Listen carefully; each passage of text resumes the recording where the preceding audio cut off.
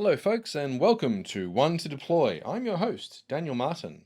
In today's episode, we're going to talk about speaking to what your audience actually wants. A little bit of a diversion from the tech focused stuff from last week's episode. This episode is very much focused on marketing and messaging, so getting your message across in a way that will really resonate and work with your audience. See, here's the thing.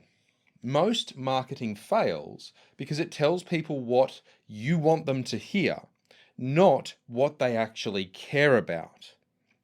I'll say that again. It tells people what you want them to hear, not what they actually care about.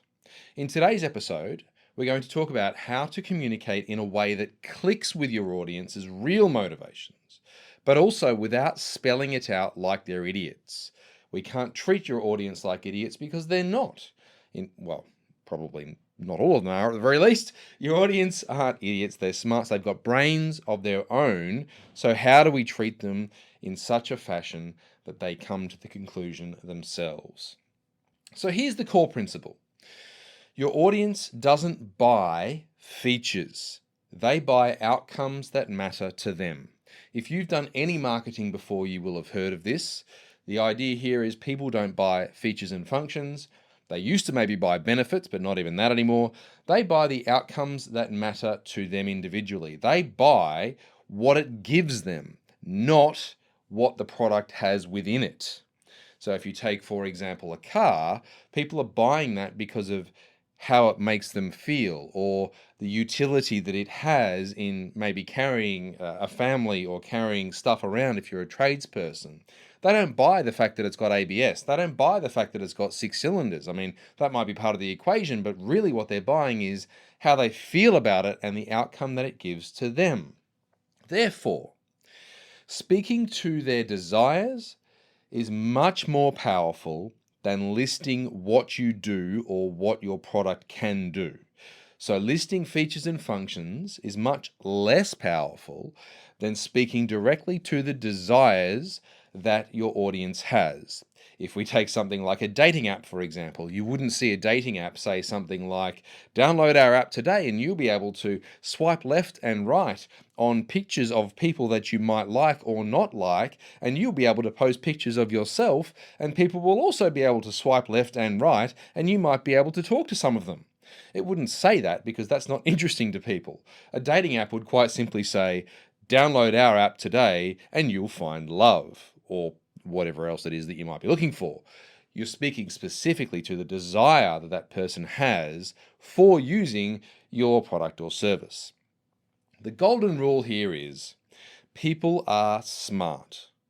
They enjoy coming to conclusions themselves.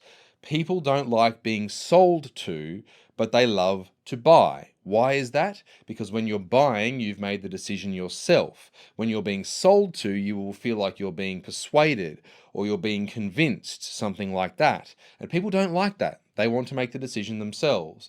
People are smart. They enjoy coming to the conclusion themselves. So what you have to do is help them do exactly that. My first example that I wish to share with you today, if any of you know me, you will know where this one has come from. It comes from the World Gym. It's a national chain of gyms here in Australia, and the slogan is this. I'm sure other gyms use this as well. In 2 weeks, you'll feel it. In 4 weeks, you'll see it. In 8 weeks, you will hear it. In 2 weeks, you'll feel it. In 4 weeks, you'll see it. In 8 weeks, you'll hear it. Now, I particularly like this one because I think it's smarter than maybe we give it credit for. Why does this work? It works because the progress is time-bound. So it's giving a roadmap to the audience on what they need to do to achieve the outcome. It doesn't just say, in 8 weeks, you'll be attractive. It says, in 8 weeks, you'll hear it, and lets you connect the dots. It speaks to the emotional reason as to why people will go to a gym. It might be something like confidence, or becoming more attractive, or quite simply appearing more physically fit, which kind of fits in the attractive and confidence bucket together. In saying 2 weeks you'll feel it, well, yeah, you probably will because your muscles will be a bit sore. In 4 weeks you'll see it yourself in the mirror, but in 8 weeks you'll hear it. In 8 weeks' time, people will start telling you they can see that you look better. Gee, you're looking good. Gee, you're looking fitter. Gee, you're looking a bit stronger. Or maybe you'll start to get some attraction from the opposite sex. In 8 weeks, you will hear it. The key takeaway from this slogan is show them the journey and the end state without explicitly stating the obvious. So we've shown the customer the journey, 2 weeks, 4 weeks, 8 weeks. We've defined what the end state will be, but you haven't explicitly said what it is that they're going to get. I like this really because it sums up the whole idea behind this particular podcast in speaking to the desires of your audience versus listing features and functions and benefits. And the desire here for most people is some level of appearing more physically attractive and the benefits that come with that: confidence, attraction, whatever it might be. In this slogan, they're speaking directly to that desire without treating the audience like idiots and explicitly saying it. Example number 2. This one is world famous. So you may very well have heard it before. If you haven't, great, I'm telling you something new. If you have, well, hopefully I'm reminding you of something that maybe that you should remember. Now, this comes from a world-renowned book, Ogilvy on Advertising, and it is David Ogilvy's Rolls Royce advertisement. The headline read this: at 60 miles an hour, the loudest noise you'll hear in this new Rolls Royce comes from the ticking of the electric clock. At 60 miles an hour, the loudest noise you'll hear in this new Rolls Royce comes from the ticking of the electric clock. This one, it is world famous, and it worked amazingly. They sold a heap of Rolls off the back of this one ad, but it never once said anything about the features and functions of the car. Why does it work? It speaks directly to the desire for peace, refinement, and engineering perfection that a potential Rolls-Royce buyer has. If you're a Rolls-Royce buyer, you're not out there looking for a car that has hyper utility. You're not looking to cart chickens around. You're not looking to ferry a family of 10 around the place in a van. You're looking for something that's above and beyond. You're looking for engineering perfection. You're looking for class. You're looking for that level of refinement, peace, perhaps protection from the outside world. The ad doesn't say our car is the most luxurious, but it proves it indirectly. And this part is key. It doesn't say it, but it proves it indirectly by saying the loudest thing that you'll hear is the ticking of the electric clock. It lets the reader conclude for themselves, gee, if that's the loudest sound that I'll hear, maybe this is the quietest, most comfortable car imaginable. Really, if that's all I can hear, then this just simply must be the most quiet, comfortable car that I could get my hands on right now. The key takeaway from this is paint a picture that lets the audience make the leap themselves. In that one sentence, there has been a picture painted that lets the audience make the leap themselves.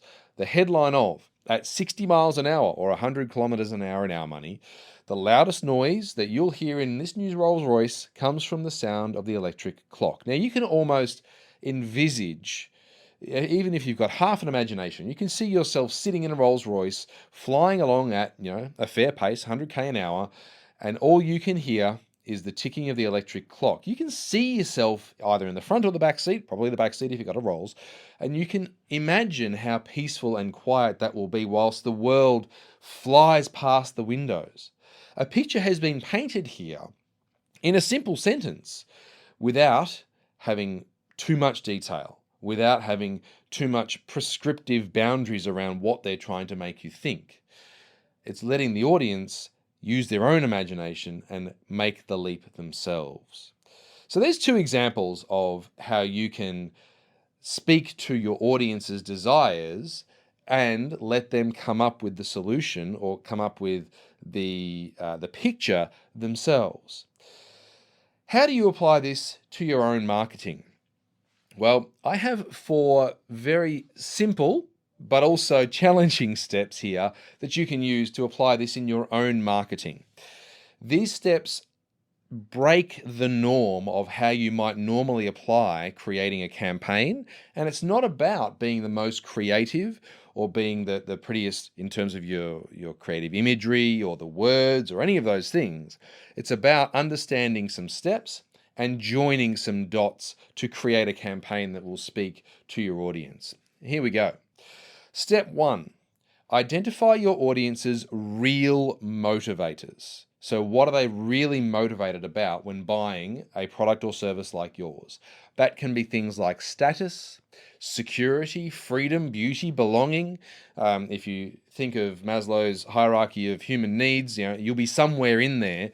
Generally speaking, people are looking for things like, do I appear better to the world? Am I safer in the world? Does this give me more financial benefit? Do I look better? Do I become part of a crew or a clan? Or does it build my family up? Something like that.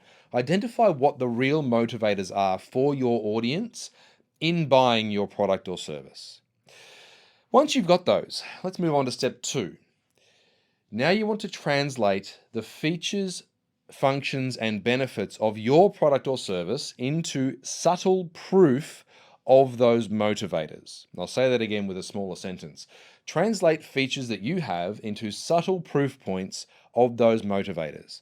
That can be quite difficult because people are normally used to saying, particularly when it comes to marketing campaigns, here's our stuff and it's got this much ABS and it will let you carry this much stuff on your roof, or all these features and functions and benefits.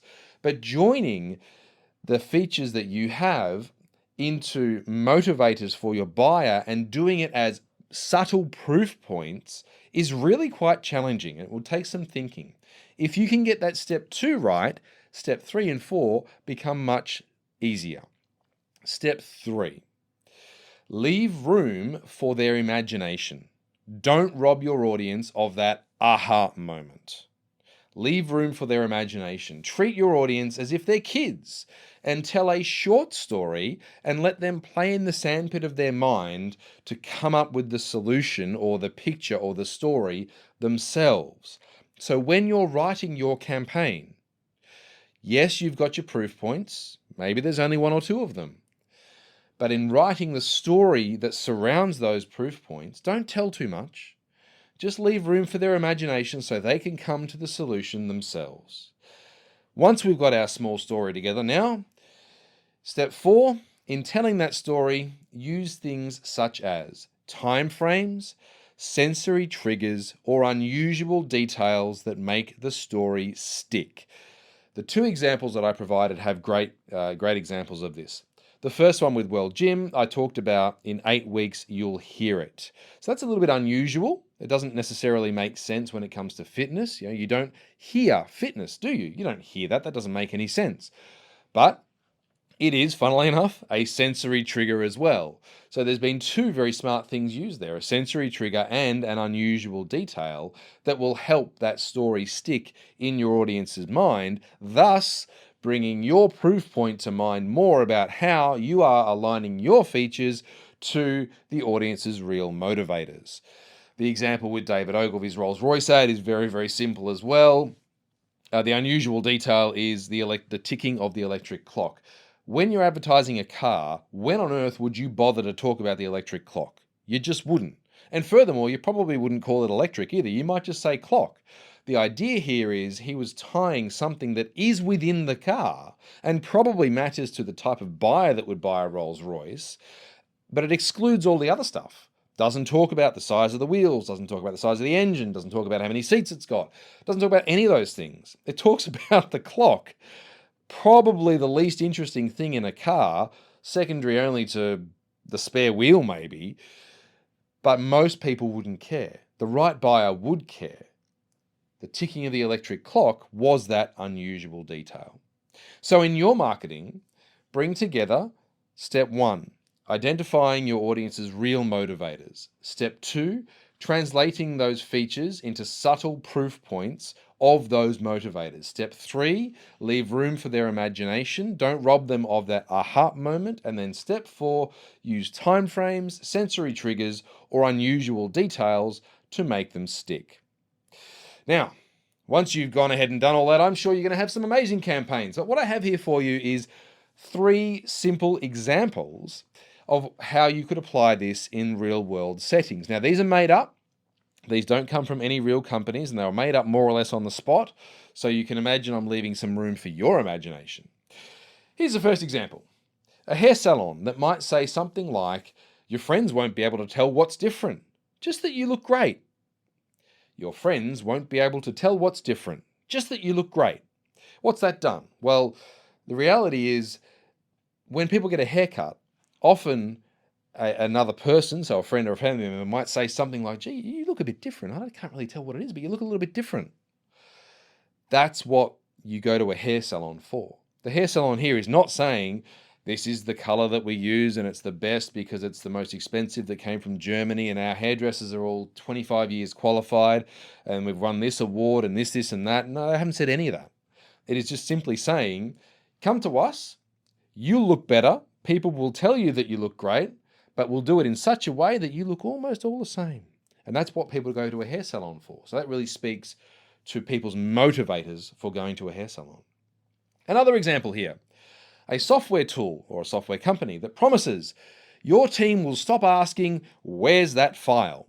Now, if you've ever run a company with multiple people in it that runs on software, you'll get that question all the time. Where's that file that we need for that thing for the client or the this or the that? Files get lost all the time, even though realistically they shouldn't be because it should all be centralized. For one reason or another, files get lost. If you had a software tool that promised the buyer or the owner of the company, and in some cases they're the same person, your team will stop asking, where is that file? If you could promise me that and actually deliver on it, I'd be pretty happy. What that immediately does is that paints a picture in my mind of what my team are going to do and how they might behave once they're using this tool. They'll stop asking, where's that file? And they'll continue to be more productive. To me, that's interesting. Lastly, a luxury watch ad that says, keeps time so well, you'll be early to everything. Now, I like this one the most because it says 2 things. See, people buy watches for 2 reasons. One, it's status, it's jewelry essentially. You know, it could be gold, it could be silver, whatever. There's brand names, this and that. I have a friend that's got just about every watch under the sun. He buys them not because he wants to tell the time, he's got a phone for that. He buys them because he likes watches and the brands and the status that comes with that. People buy it for those reasons.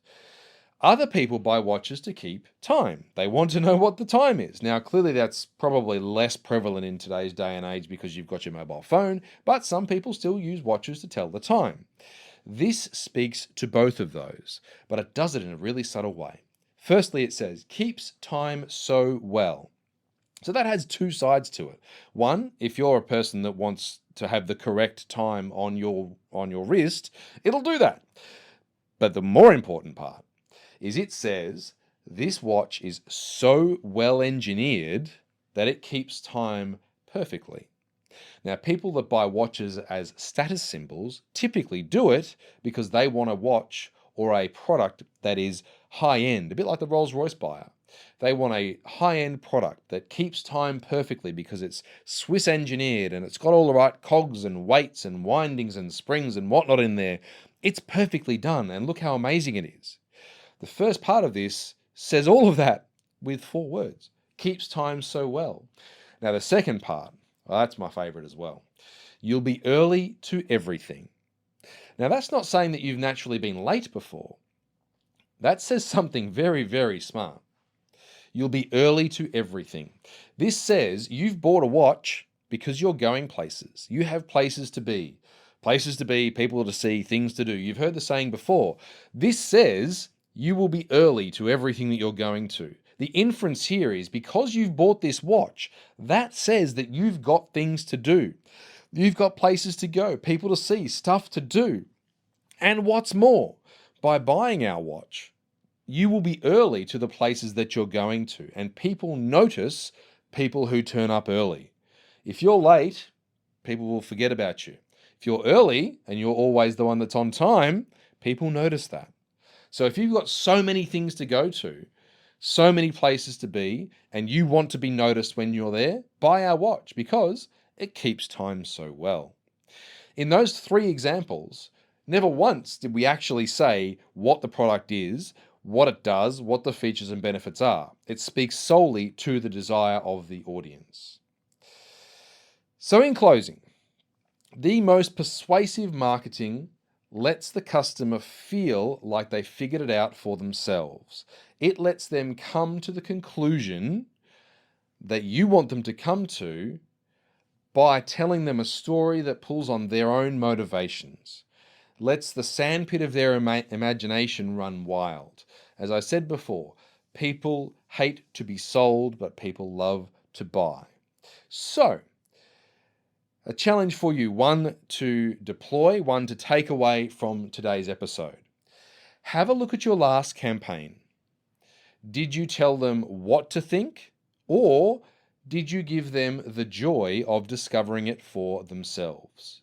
Did you tell them what to think, or did you give them the joy of discovering it for themselves? If you did, well, you've made a killer campaign. If you didn't, then I would urge you to go back and have a look at the 4 steps that I talked about earlier and apply those to your next campaign and see what happens. I reckon you'll get a different response. Well, that's it for today's episode. This has been the One to Deploy podcast. I'm your host, Daniel Martin, and until next time, think sharp, build bold, one to deploy.